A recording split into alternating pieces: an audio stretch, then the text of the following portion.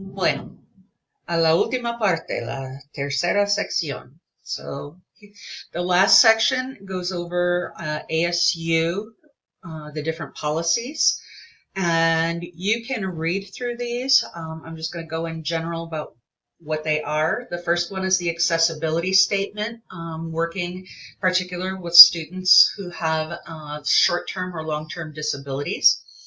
And again, you had that information earlier on in the syllabus. Accommodations for religious practices.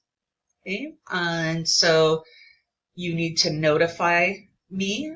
You'll have to identify what the holiday is. And since this is an online course, this usually is not an issue because students have, for the most part, a week to complete things.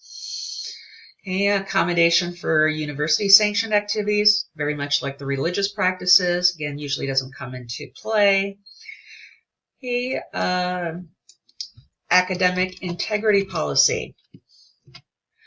Okay, it's expected all students, in all examinations, their paper, their work, everything is going to be their own work. It's not going to be Jose Luis, with whom you work, will be doing your assignments. No, the assignments have to be your own. They can't be plagiarized, can't be copied off of Google Translate, which I don't recommend anyways. Okay. Basically, it's kind of a 3 strikes and you're out policy. Okay. You can read more about that information at the link here in the Provost's office. Student conduct statement. Basically, it's the code of conduct. You can read through the different standards below. One is from the Arizona Board of Regents. One is from the academic manual, and the other is the student academic integrity policy. Okay, so you can read through those. There's also a prohibition of commercial note-taking use. Again, not typically problematic in an online course, but if you're going to sell anything, you need written permission from the official instructor of the course. Okay, if you're trying to sell any oral communication in the form of a note, there are certain steps you must follow. Okay. Other policies are grade appeals. If you have the information there, or information for an incomplete, information regarding the drop and add dates. Now, as an online shortened course, drop add period ends the second day of class. Okay? But there are times where you may need to withdraw from the class later on, or withdraw from the university. Okay?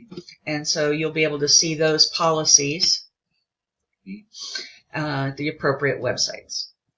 Email communications, here's the help desk, and you can file a ticket if you're having problems with your email. Title IX. Title IX is basically not excluding anybody on the basis of their sex. Okay? And also includes sexual harassment. So if you need more information about that, please see that link.